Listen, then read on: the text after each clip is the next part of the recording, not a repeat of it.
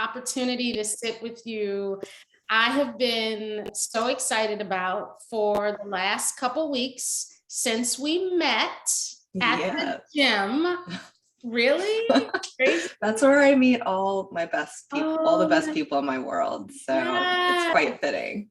Well, I bet so, because you literally have this demeanor about yourself that is so magnetic. I'm sure I'm not the first person to tell you that, but it literally reaches out to people. And I would imagine it's shutting people down at the same time. Like I would imagine that you're getting, right? You're getting the good, and probably those that aren't the good or don't dare Hmm. step near, right?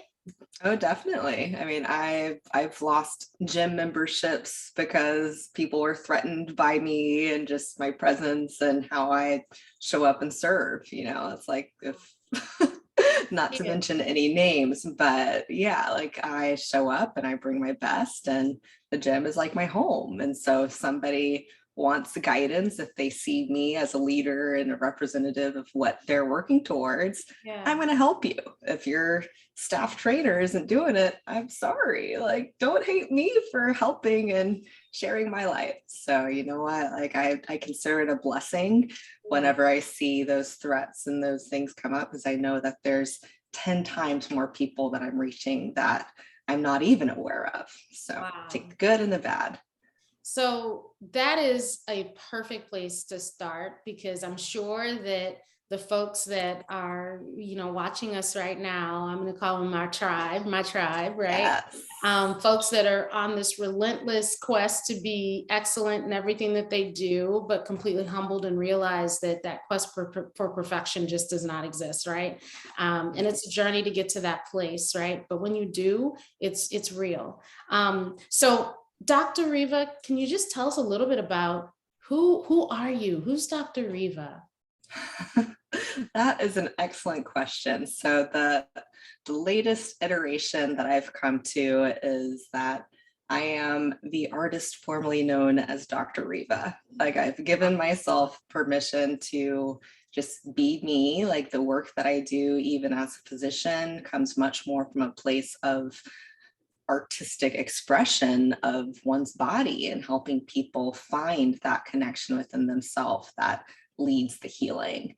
As growing up as the child of two physician parents, it's a very straight and narrow path with there is an art to medicine, but it's still a very left brain, very masculine, very right versus wrong way of doing things. And my brain never really worked in that way, although I did have the natural talents and abilities and the smarts to be able to achieve as far as I did. So, I realized when I was about 15 or 16 years old in high school, going through the prerequisite health technology classes and doing the training as a medical assistant, I was like, oh, I don't really like this. This is a little messed up. Like, is anybody else seeing something wrong here? This kind of makes me feel crazy. But I didn't realize that there were other paths like functional medicine available to me. So I stayed on that straight and narrow. I was blessed to be able to get into a medical scholars program where I was accepted to Rice University in Houston and Baylor College of Medicine right across the street, and one of the top medical schools in the country. So that was handed to me on a silver platter. Well, a lot of hard work backing it, but I literally prayed. I was like, God, if I'm meant to do this, I'll get in. If not, then I won't get it. And then I got it. I was like, crap. Okay. All right. Well, I guess I have to be a doctor now. That happens. That's real. Right. You don't want to know. Right. I know. So I was like, okay, so I'm doing this thing. And every step of the way just felt like I was going through the motions, even in college and taking all of the science classes, like those weren't the classes that were lighting me up. Like what finally lit me up and made me feel connected to who I am at my core was when I started on my kinesiology path. And kinesiology is a study of human movement. And we are made to move as human beings. And it's ironic because here we are, so many of us more sedentary than ever, especially as doctors. Like we're behind a desk, we're sitting all day long. And so whenever I finally discovered kinesiology and started understanding nutrition and applying all of that to myself, I was like, wow, like it was like somebody had like turned the lights on and I had been in the darkness my whole life. And I saw that there was a whole world around me that I had just been reaching for and grasping and just vaguely getting a sense of it. And so there was a fateful day where I like came home to talk to my parents to tell them I was going to drop out of the Rice Baylor program. I didn't want to be a doctor. I wanted to be a kinesiologist and whatever that would mean. And, I didn't know exactly what path that would be, but in so many words, they're like, you're crazy. You're not giving up a seat in med school. And mind you, they sat on the admissions committee for the med school at Texas A&M University. So they saw how much people struggled to get in. And here I was, I'd get admitted to med school at 17 years old, have a seat reserved, didn't have to take the MCAT, just needed to maintain like a 3.0 GPA at Rice, and I would be a doctor one day. And so it was that first moment I was confronted with, well, who am I? Like, am I really defined by what career path I go on? Like, am I less me if I'm not a doctor? Like, what would it mean to lean into the thing that truly lights me up? But, being like 19, 20 years old, I didn't quite have the wherewithal within me and the insight and the wisdom to be able to go through that thought process, because it was mom and dad know best. They've walked the path ahead. And so I'm going to trust them instead of trusting my gut, which, it's There's interesting. all kind of lessons there. Oh, yes. And so, but I'm so grateful that at the end of the day that I followed through, because I wouldn't know my husband, Sean, had I not gone to med school, as one of my best friends introduced us from med school. So, there's so many gems whenever we stay on that path. And even the relevance, right? Even as you would lean into kinesiology and you would lean into the functional aspects of medicine, if you hadn't have started on that path that you maybe begrudgingly did, you wouldn't have been so set apart now in the service and the offer that you have. I think that's the mind-blowing piece of it. I know for me, and I know certainly for many others, a lot of times we can start off with a vision, and maybe even somewhat of a passion of the direction that we're going to head. But it's knowing when to be responsive to the urge to shift, and when it's also, important to be open to things that you may not even understand you're feeling, right? Tell me a little bit about that as it relates to your story, because I do hear a lot of that.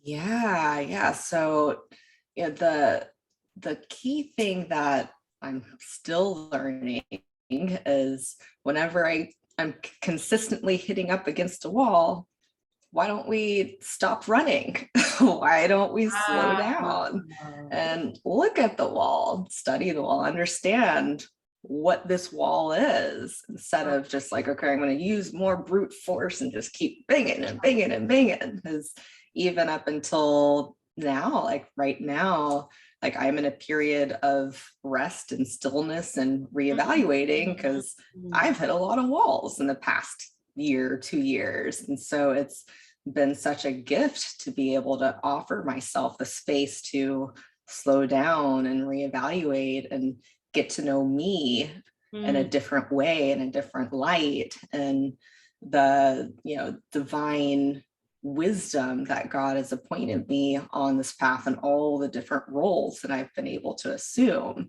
And, as I was reading your book, which is mind blowing, like, I can't wait to read it over again and do more. It was just incredible. Like, what blew me away was, you're so welcome. What blew me away was just that, like, how parallel our journeys have been as far as just like doing all the things, it's like we're total badasses, whatever we put our mind to, we're going to slay. But then that can also be a weakness. And that is like, okay, I know I can do all these things, so I'm going to do all the things.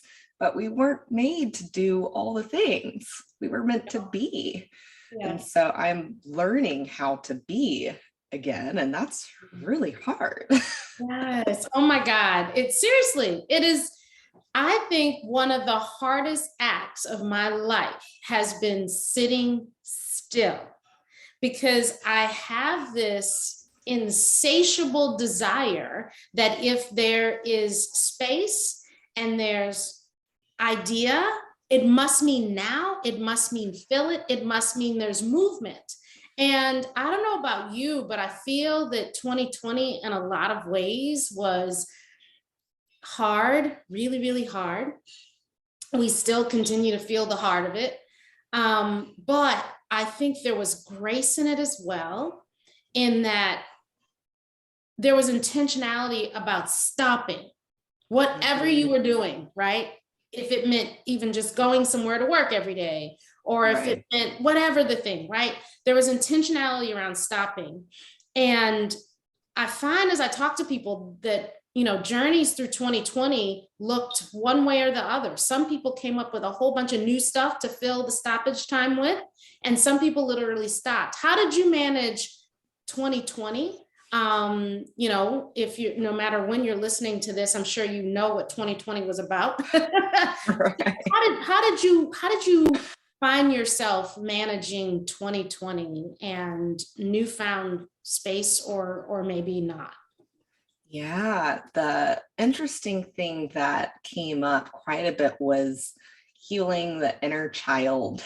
And as you read my book, you probably noticed that my mom came up quite a bit in there. Hey, there it is. Yes. Yes. This is the bound digging, and we're going to talk about this too. Yes, my book, it's called More Than Enough, The Healing Journey to Love Yourself, Listen to Your Gut, and Live Your Truth. And, my mom was a force of nature, and she just passed away 2 months ago. And, she was extremely influential. I mean, I adored my mom and practically worshiped her as a child. She was everything. She was the co-owner of the medical practice with my dad. And, she was beautiful, magnetic. She was the most stylish woman you ever met. Like, she was awesome, but also very strong-willed. And, being the brilliant light that I am, she really, and I think this is something that I'll come to understand more as I become a parent, but she saw all of my gifts and wanted to make sure that, I developed perfectly into this perfect little doctor, perfect person. And I just remember feeling so much pressure on my shoulders all the time. Like, I never needed that external pressure because I'm very internally motivated and driven. And so as I hit 2020 and, started hitting walls with my business, where like I was burnt out, like I really don't enjoy telling people what to do with their health. Like, I want to teach you and help you understand your body so that you can direct yourself. But, I think a lot of people were awakened to the fact that, like, I need to fix my health so I don't get COVID and die. Like, it was great that so many people came to that realization. But then as I had, quite a few more clients come on, I started feeling more of that pressure. Now I have to fix all these people and make them perfect and whole. And it's up to me, when it's never up to us. Only God can heal. And our body, He's enabled our bodies to heal itself miraculously. He gave us all of that internal machinery for our bodies to do that, as long as we honor it.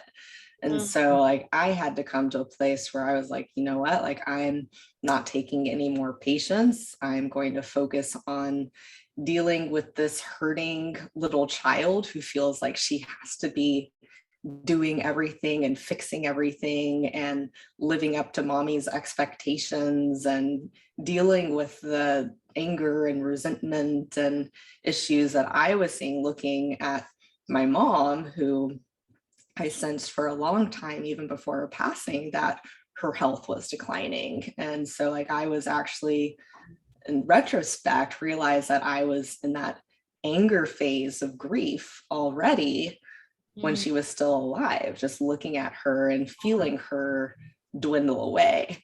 And so 2020 was a year of reckoning that anger and resentment and redefining how I wanted to parent myself, how I wanted to be a parent to my future children, how I wanted to be a business owner in whatever way that manifested. Like it was a year of a lot of deep digging.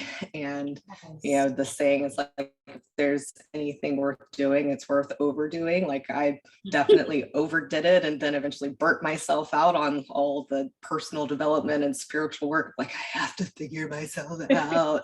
Yeah. So like 2020 was a hard year, but it was so critical because I mean, losing my mom in August, like I'm definitely still grieving. I'll be grieving for the rest of my life, but it's not that same pain and weight and burden that I worked through. Like I was doing the work. I've been working through the grief for the past year and a half already. So 2020 was a pivotal year for me to learn how to grieving my mom, grieving the loss of my, grieving the child who didn't get to experience all the things in childhood because I was so overcommitted and overscheduled between gymnastics and piano and flute and all the millions of things that I did. So it was a year. Dr. Riva, so you say something that I think is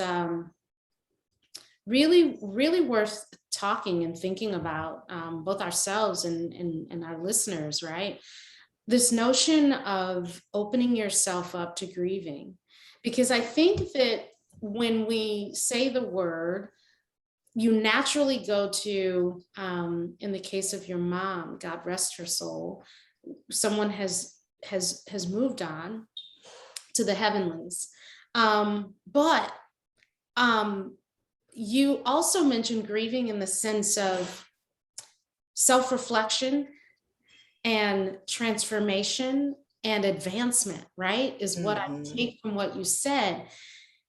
And that is so real because I think that, you as a medical expert would tell me how important it is to grieve. Again, in that traditional sense, we say that to people, but rarely do we hear the message of you've taken a new phase in your life and getting over the past and moving forward by acknowledging what back there maybe hurts to let go, as you open up to new things. This notion of grieving as a transitory type act. Can you share a little bit more about that with us? Because I really think that is not talked about very much, to the point where even in the word of God, it talks about losing ourselves, right? To become and evolve and dying to our flesh. Right. We immediately want to get these morbid thoughts, but that's not what it's saying at all, right? I'd love to hear your take on that. Yeah, it's been such a beautiful process. And we usually don't think of grief and beauty in the same sentence, but the process of letting go. And it's funny, I have this little card here from a journal that says, well, it's kind of blurry. It says, let that go. Like I keep it here to remind me, like, gotta let it go. There's something. We really are twins, because I kid you not, on my bathroom mirror is a mantra that says, I let stuff go simply because it doesn't serve me. Period. I wrote that Yes. and I look at it every day. Oh my God. Amen. Yes, we are the same person. And so like the beauty is, By and many like, years, though, by many years. yes, You can I say. was I was just telling Sean, I'm like, yeah, I'm doing a podcast with Chantra. She's like me in 15 years, but the corporate Yes. version. Oh no. Yes, but like here's the beauty and grief. Like letting go of something opens up space for new. And new is scary. It's unknown. I've definitely learned how much fear has been a huge player in my life and the decisions that I made, like fear of missing out on this and fear of not being good enough at that, or however it manifested, that always led me to taking on more and congesting my life and feeling more overwhelmed and more anxious. And so in grieving, like the beautiful thing, like after losing my mom, I was like, okay, well, this is a time of rest. Like this is a time to allow myself space to be available, more available to my family. Like this is the time that I get to not answer every text message right when it comes in, because grief is a great excuse for anything. It's like, but here's the thing, like we're all grieving something at some point in time. It doesn't have to be death. I mentioned, grieving the little girl who missed out on so many things in her childhood. And 2021 has been a year of like letting my little girl take the reins a little bit more and just have fun and be free. So that's, that grieving process allowed my little girl to redeem herself and to feel seen in ways that she hadn't been seen before. And so, and for people who are listening, and whether you've lost somebody or lost some part of yourself, just know that like being able to sit with it and honor what you're feeling in that moment is the best gift that you can give yourself, because that unknown, that spaciousness, that void, it's only going to allow you room to grow and room to receive more of what it is that your soul is longing for. Ooh, so good. All right, so we're going to shift now into the formal practice of medicine, and maybe even integrating some of these thoughts, because disease state is a thing, illness is a thing, in particular now.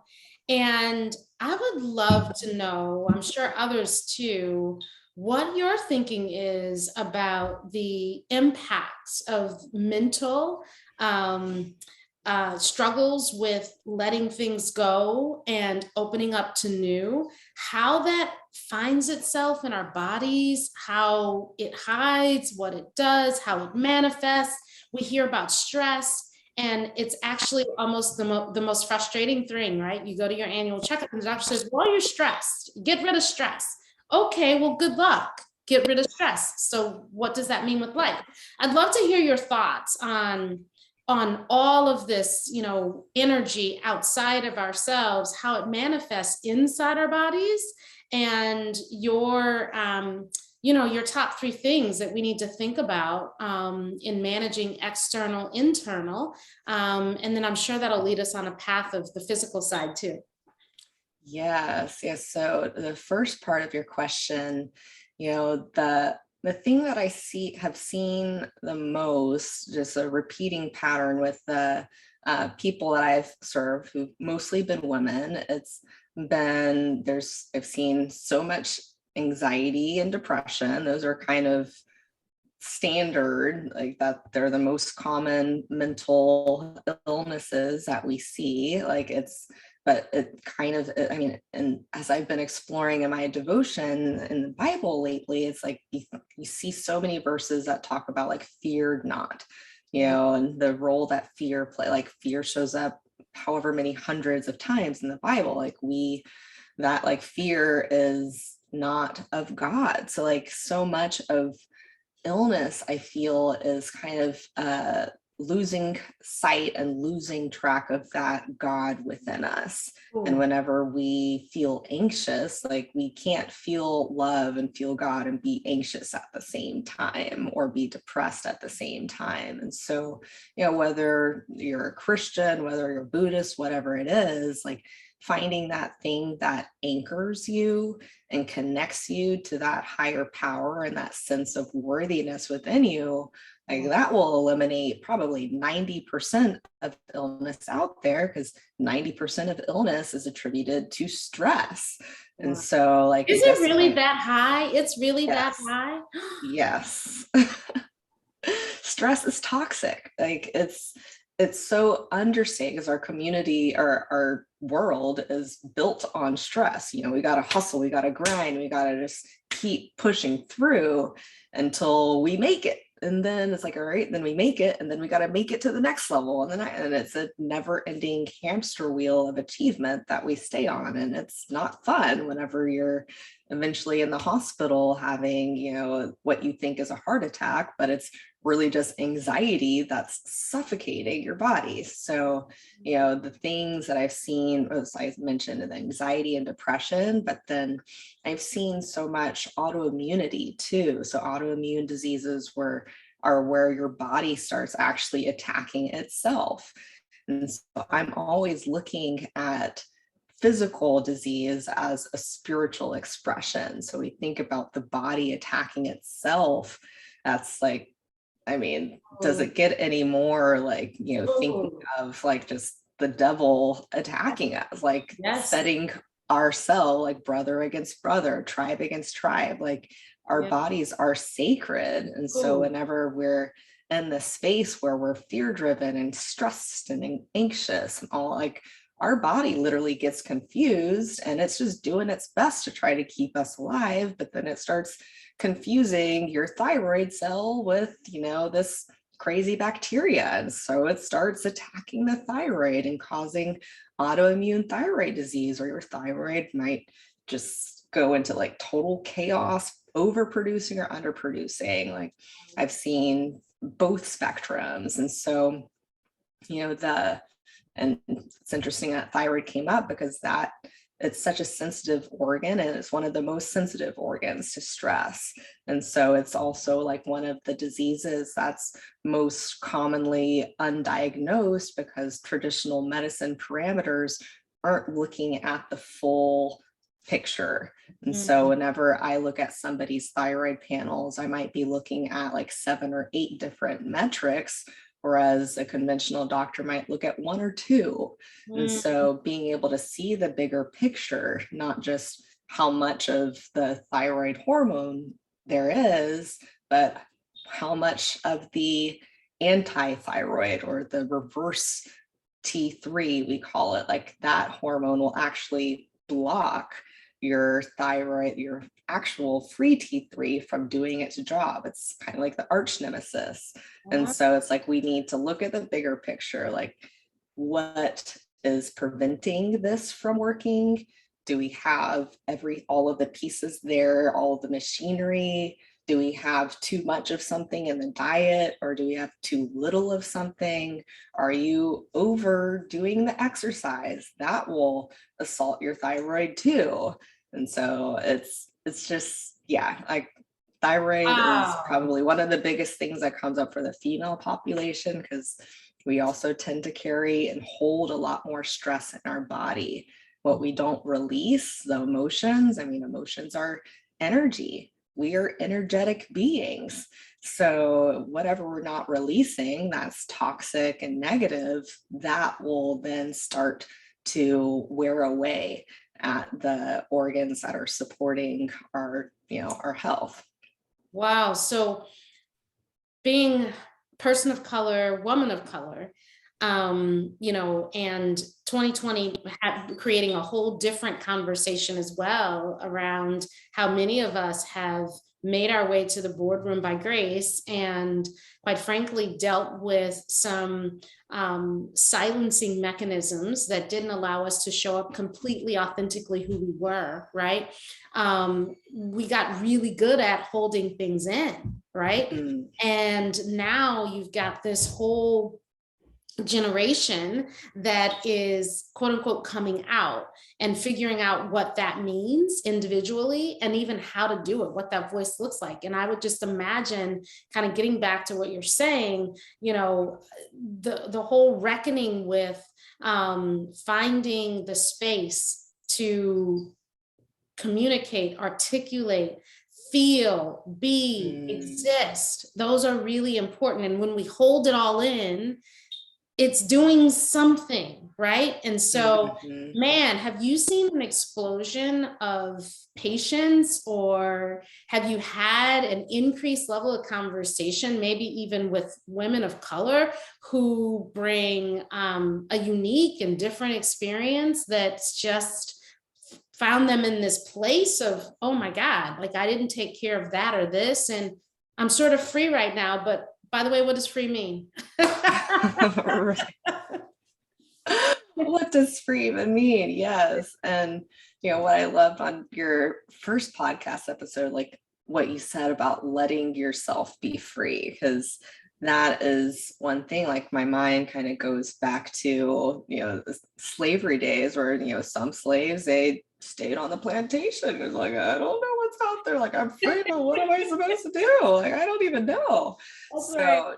That idea of just being able to allow yourself to be. And I think as women of color, we've done so much to try to fit in and to play by the rules. And now with more Black women in power, and I mean, thank God we got women of color as our vice president. Amen. Hallelujah. Like we have more women setting this example.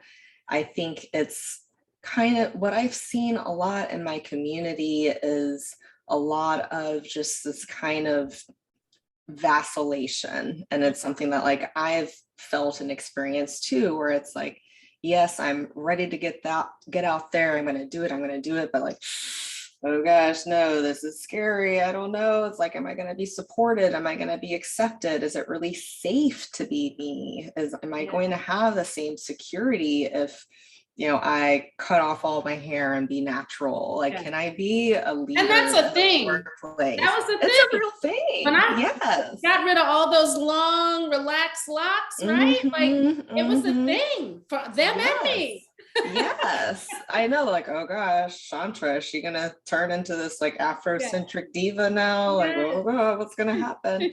And that, as I mentioned, having seen so much anxiety and depression and autoimmune, I think that correlates with that sense of like, okay, I'm gonna get out there, I'm gonna do it, but oh gosh, can I? It's like that internal conflict that creates so much friction internally that drives a lot of what we've experienced. I've seen so many, young women with blood pressure issues, and anxiety and blood pressure go hand in hand. Is like whenever we're anxious, that's increasing more stress hormones. And when we're stressed, our blood pressure will rise because our body is thinking, okay, we're going to have to run from a tiger. Let's get that blood pumping so that we, have your vital organs protected. So, all the things that we see in the Black community or people of color that are so much greater than our, Caucasian counterparts, diabetes, metabolic issues, what do we do whenever we're feeling stressed and anxious? We seek comfort foods. We tend to indulge in habits that don't necessarily sustain our health. And so doesn't help that the food is good. we know how to cook, all right? Yes, but here's the thing, and what I love, and like one of the gifts that I bring is, being able to learn how to make healthy food taste amazing, as that's something that a lot of us, I'm very grateful that I was exposed to it and grew up in a home where, I learned how to cook at a very young age, but most people, it's, food is part of our culture. And if that's not part of your family culture, you won't necessarily learn how to cook healthier things. So, the diabetes and heart disease, anxiety, depression, obesity, all of these things, I've seen so much more within our community. And it's heartbreaking because at the end of the day, like, these are illnesses that tend to get kind of brushed off by the conventional medical community, or given a prescription, and that's kind of like your life sentence. You're going to take this forever. You'll probably need additional medications down the road, and we're disempowered. So here we are, we're being empowered socially, given more freedoms to express ourselves and to assume more roles of power. But then at the same time, we're feeling disempowered within our bodies and limited and constricted and confined. So, my role really is to help bring those two together. And, part of that journey has been through my, bodybuilding journy and being able to do that in a healthy way. Oh yeah, I didn't tell you that. She's a badass bodybuilder too. Yeah. If you haven't heard enough. Yes. And so it's like, in this community, we have a much different range of dysfunction. It's usually not the obesity, but kind of the other end of the spectrum, where we're burning out and we're, assaulting our thyroid from overuse and stress and anxiety. There's a lot more disordered eating, which is something that I struggled with a lot in my past. And so being able to be in a space where I can lead by example and fail many times. I've burnt out, I've messed up my thyroid and adrenals and come back from that. So, it's really been my mission just to be able to not just be prescriptive and say, this is what you have to do, or this is your diagnosis, this is who you are now. It's to say, like, listen, your body is expressing this, but there is a way forward. We can get through this. I've been through it, and we will get through it together moving forward. Do you feel like the best healthcare is a combination where, you are unique in that you bring the perspective of traditional medicine as well as the advancements of functional medicine. And I already know that you're thinking about holistic opportunities as well, right? You're not quick to write a script. And so you really are talking to the whole person, which is amazing and so unique right now. Do you think that most of us should be thinking about health in that way?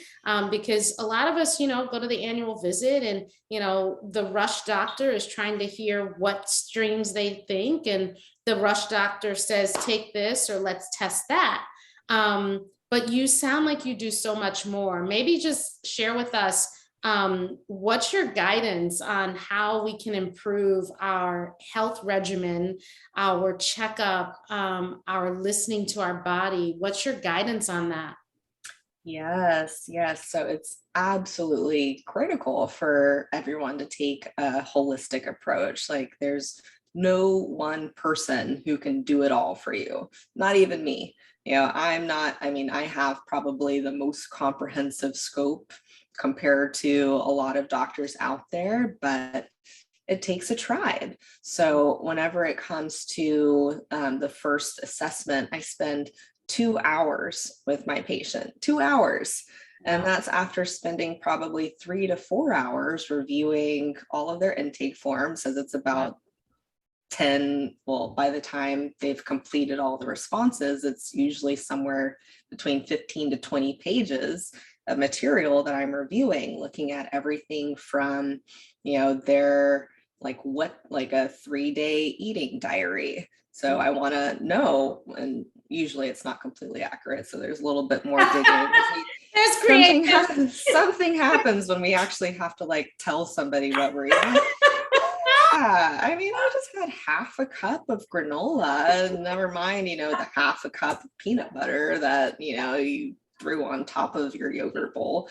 So it's like looking at, having an honest conversation about what you're eating, understanding what their morning routine, because that sets you up for the rest of your day and the rest of your week and your life. Like it starts with the mornings, but the mornings actually start with the evening before. Like, what's your nighttime ritual? Are you actually getting to sleep? So, functional medicine, which for those of you who are unfamiliar, is really just a root cause approach to healing the whole person. And a whole person is mind, body, and spirit.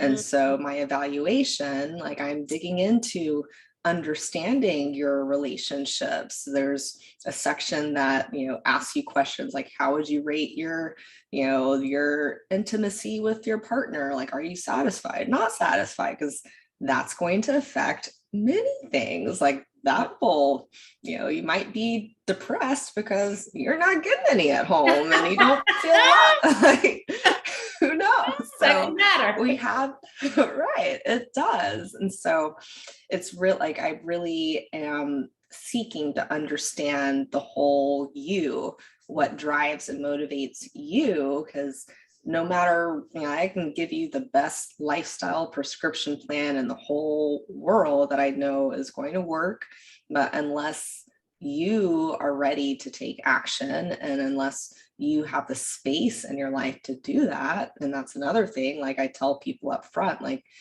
I'm not going to take you on unless you are ready to make space for this process.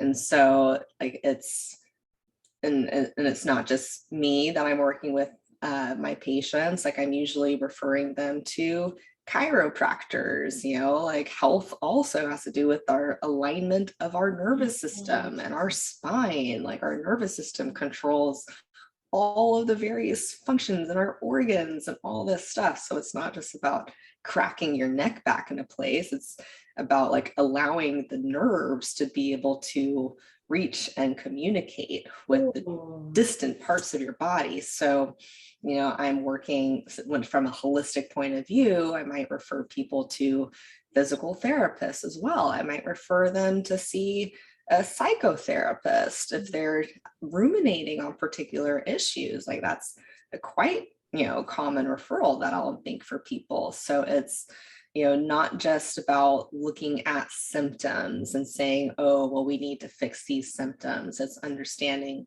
what's driving it, what's underneath the surface, what's the root cause, and why is it important for you to take action now? Because then that's where we start getting into the nitty gritty and understanding that person's fears, their, biggest dreams, and, what's really going to help them heal. Awesome. Well, I'm going to tell you what, anyone who takes you up on the opportunity, I know is bound to be blessed. I'm signing myself up. So that'll be a conversation that we have after this, because I've been on a journey for the last probably year and a half, 2 years. And I am so grateful that I have started this journey. To your point, it's different than just a traditional approach. But I am super excited to get to know you in that way as well. Love it. I want to make sure that everyone knows that the book that Dr. Riva has written is called More Than Enough. The healing journey to love yourself, listen to your gut, and live your truth. It's a #1 bestseller, and I think you will do yourself wonders to read it. We could only even scratch the surface of who she is in this conversation, but if you read this book, you're going to learn so much more, and you're going to fall in love with her as a spirit, just as I have. Just absolutely amazing. My little for forever and ever now. And, the other thing that I want to say, or ask rather, is, are you open? As I sign myself up, we don't live in the same city. Are you open to patients who would be calling upon you that may live in other parts of the US and quite frankly, the world? Are you open for business virtually? Absolutely. And so the way I'm able to work things is technically as a medical doctor, we're licensed in particular states. So I'm licensed in Texas and in California, but what I offer people outside of, the traditional medical convention, like so much of what I'm doing really is mentorship. And Okay. so, what I would be offering you really is like a health mentorship experience where, I'm sure you've had opportunities where you've mentored other leaders and helped them develop their innate abilities. Like that's the gift that I offer other people. So it's, Excellent. not just is there's a lot that we could do and looking at labs and like getting down in the nitty gritty, but honestly, like that stuff, it doesn't light me up. Like what lights me up is really like whenever we get to the core of your health journey and Yeah. understand, what are those key lifestyle factors? What are the emotional, mental, spiritual underlying factors that are driving whatever imbalances your body is expressing? And that doesn't come from me being prescriptive. That just comes from me being able to sit and listen and understand you as a human being. And then it's like, oh, well, we might just need to get, a little bit more adaptogenic mushrooms from Whole Foods, $19.99, and that can help balance your stress levels, which then in turn can help rebalance your blood pressure. So like everything that I offer people really is just like, how do we take all of these things available to you from your environment and distill down what it is that you need exactly? And, 9 times out of 10, I'm trying to think the last time I actually wrote a prescription. I can't even remember, like, or called one in. Like, I don't even own a prescription pad. And the very few times I have to call something in, I'm like trying to remember now, how exactly do I call in a prescription again? Like, the pharmacist call me back, like, what exactly are you? So all that to say, like for people who are abroad, for people around the world or stateside in the US, like I'm available to serve you and mentoring you and being able to connect back, because really it's just a process of connecting back to you, because your body will guide you. Your body is just ready and waiting for you to like make that connection and develop that relationship to the point where you're just following. Like my body and my journey with healing my own gut, and that comes up in the book as well. Like it was 100% intuitive. Not 100. I mean, of course there was some medical stuff involved in there, but I really just enjoy being able to help people connect back to their gut, both literally and figuratively, to get to the other side and experience true well-being.